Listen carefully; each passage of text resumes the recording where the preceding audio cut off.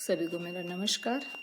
आज अपन पढ़ेंगे RF value है वो कैसे ज्ञात करते हैं। तो पिछला जो लेक्चर है उसमें अपन ने पढ़ा था कि विलायक और जो मिक्सर के कंपोनेंट है वो कैसे गति करते हैं, कैसे अपन एक वॉटमैन फिल्टर पेपर है उस पे एक लाइन खींच करके और जो मिक्सर है उसकी बूंद डालते हैं, फिर उसको सुखाते हैं, क्लिप की सहायता से जार जिसमें विलायक भरा हुआ है उसमें लटका देते हैं। फिर विलायक के अंदर जो मिक्सर के कंपोनेंट है, अलग अलग अवयव है, उनकी विलेयता अलग अलग है, तो उसके आधार पे उनके जो अभिगमन है, गति है, वो अलग अलग होती है।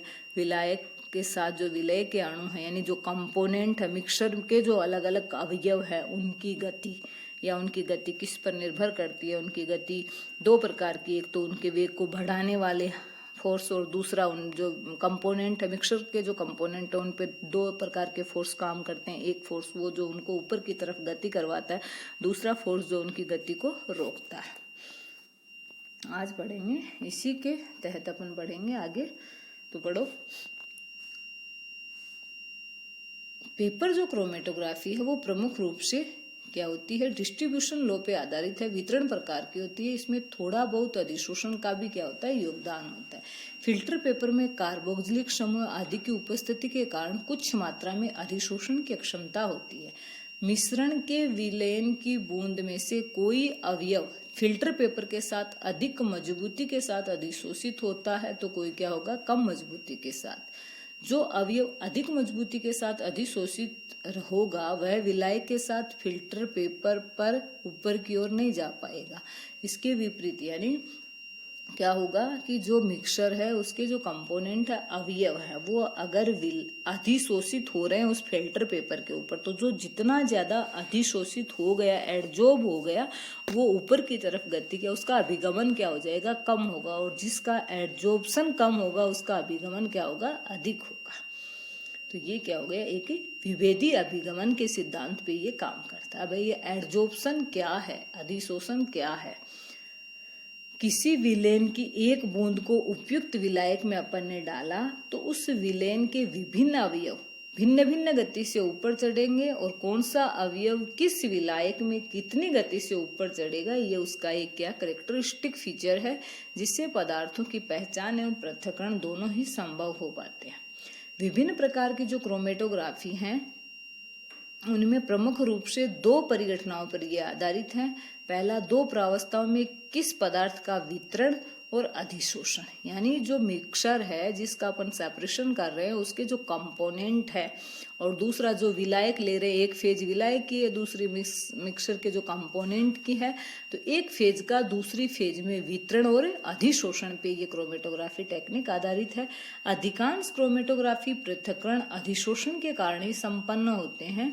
तो यहाँ अपन अधिशोषण के बारे में पढ़ेंगे।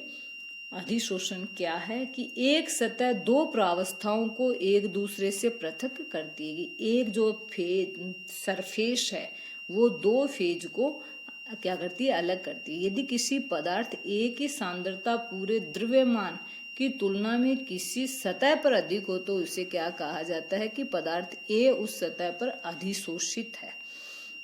किसी पदार्थ की सांद्रता का मुख्य भाग की तुलना में किसी सतह पर अधिक होना क्या कहलाता है, अधिशोषण कहलाता है। मुक्त संयोजकता के उपस्थित होने के कारण ठोस पदार्थ अधिशोषण दर्शाते हैं। देखो नीचे जो डायग्राम दिया गया है इसमें ये अधिशोषण केवल ऊपरी सतह पे हो रहा है। दूसरा बी है अवशोषण, जो पूर्ण सतह पे। एक एब्जॉर्प्शन है, दूसरा एडजॉर्प्शन है। फर्स्ट जो ए है वो एडजॉर्प्शन है, सेकंड बी में क्या है, एब्जॉर्प्शन है। एडजॉर्प्शन के अंदर जो कोई भी अधिशोषक है उसकी सतह पे अधिशोष्य के अणु है वो सतह के ऊपर ही आकर के क्या होते हैं, जमा हो जाते हैं। जबकि अवशोषण के अंदर जो पदार्थ है वो एक पदार्थ एक प्रावस्था वो दूसरी प्रावस्था में पूर्णतया मिल जाती है। और यहाँ पे देखो एक सरफेस है, उस सरफेस पे ही अणु है, अंदर नहीं गए हैं।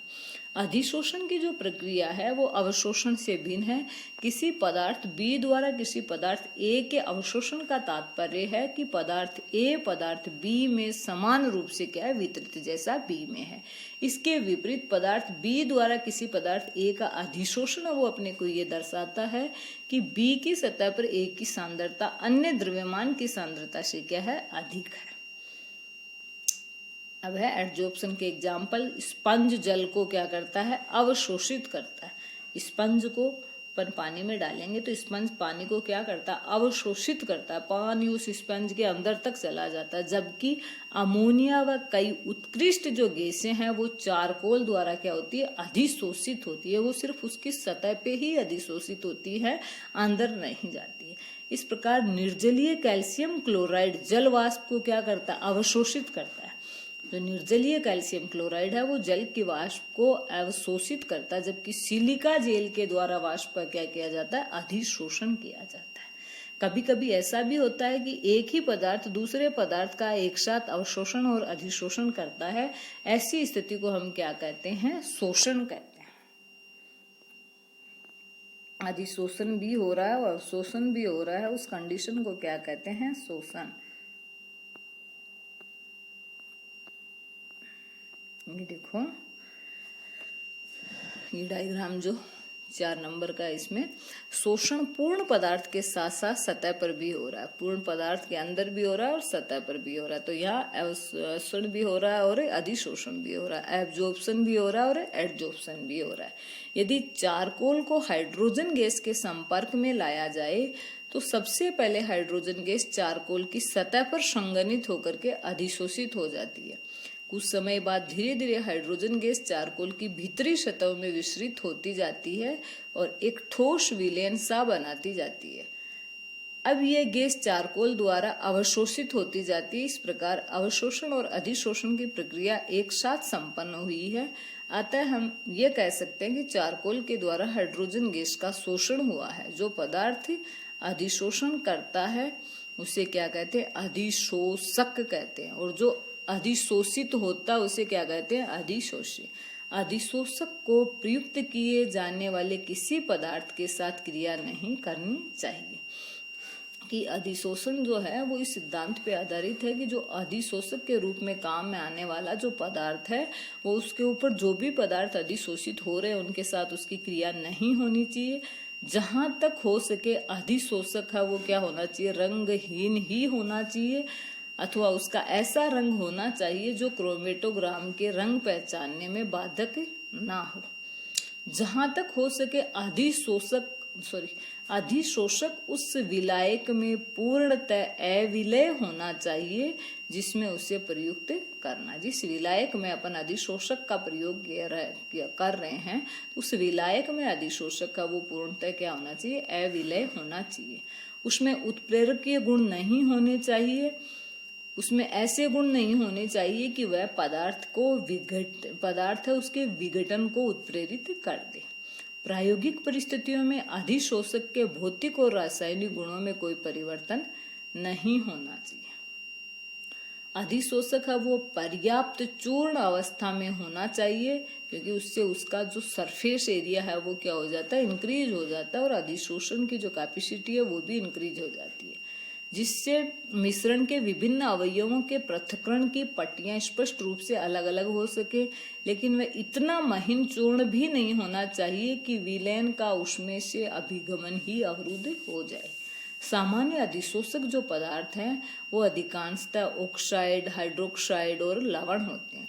अधिशोषित होने वाले पदार्थ अधिकतर जो अधिशोषित होने वाले यानी अधिशोष्य है जो वो क्या होने चाहिए, ध्रुवीय या ध्रुवण योग्य यौगिक होते हैं। अधिशोषित होने वाला पदार्थ अधिशोषक के साथ स्थिर विद्युत आकर्षण बल द्वारा बंध जाता है। इनके बीच कोई केमिकल रिएक्शन नहीं होती है, किसी क्रिस्टल जालक में आयन भी इसी प्रकार के बंधन द्वारा परस्पर बंधे रहते हैं। इस कारण अधिशोषण में पदार्थों के कोने, किनारे, दरारें आदि क्या होते हैं, एक्टिव सेंटर के रूप में काम करते हैं, जहां मुक्त आयन विद्यमान होते हैं।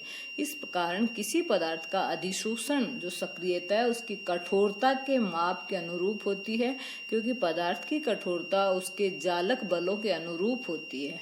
स्ट्रेन है, उन्होंने 1942 में कुछ सामान्य अधिशोषकों को उसकी बढ़ती हुई अधिशोषण सामर्थ्य के क्रम में व्यवस्थित किया। बढ़ती हुई अधिशोषण सामर्थ्य है ये तो सुक्रोज, स्टार्च है, इनसे इंसुलिन की ज्यादा इंसुलिन से magnesium citrate, talc, sodium carbonate, potassium carbonate, calcium carbonate, calcium phosphate, magnesium carbonate, magnesia, activated silica, activated magnesium silicate, activated alumina, activated charcoal और एक्टिवेटेड मैग्नीशिया, ये इनकी अधिशोषण की बढ़ती हुई क्षमता है।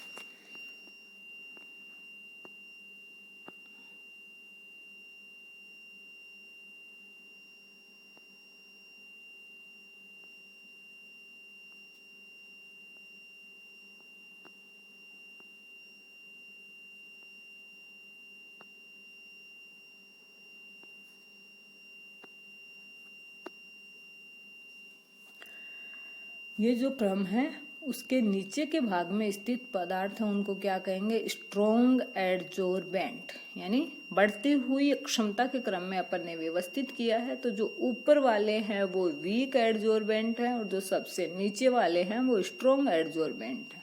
ऊपर के भाग में स्थित पदार्थों को क्या कहेंगे, वीक, और बीच वाले इंटरमीडिएट एडजोर्बेंट। 1943 में हेस ने भी कुछ अधिशोषकों की सामर्थ्य का बढ़ता हुआ क्रम दिया। ये इनके द्वारा, हेस के द्वारा दिया गया इनकी अधिशोषण जो अक्षमता है उनका कर्म है। स्थिर वैद्युत आकर्षण बल द्वारा अधिशोषित पदार्थ अधिशोषक की सतह के साथ बंध जाता है। इस प्रक्रम में यदि अध्रुवीय अणु है तो उसे प्रेरित द्विध्रुव आघूर्ण आ जाता है, और उससे ध्रुवीय अणु है तो उसके पहले से विद्यमान द्विध्रुव आघूर्ण के मान में क्या हो जाती है, वृद्धि हो जाती है, और चरम स्थिति में पदार्थ आयनित तक हो जाता है। तो ये इनकी अधिशोषण क्षमता का ये अलग अलग क्रम है, वो जो अलग अलग साइंटिस्ट ने बताया है। विभिन्न जो अधिशोषक है उनकी अधिशोषण क्षमता को ज्ञात करने के लिए रंजकों, विशेष रूप से एजो रंजक यानी एजोडाइज का यूज किया जाता है। आजकल व्यापारिक स्तर पर एक्टिवेटेड ग्रेड परीक्षण किट भी आते हैं, जिससे विभिन्न अधिशोषकों की अधिशोषण क्षमता को शीघ्रता से ज्ञात किया जा सकता है। और ये अलग अलग अधिशोषक हैं, अलग अलग कंपनियों के द्वारा बनाए गए हैं। सिलिका जेल, एल्यूमिना की जेल गुएर, magnesium silicate, calcium silicate, hydroxyl apatite, cellulose, acetyl cellulose आदि आयन विनिमयक जो एक्सचेंजर है, आयन एक्सचेंजर है, इनका प्रयोग है वो अधिशोषक के रूप में किया जाता है। Thank you.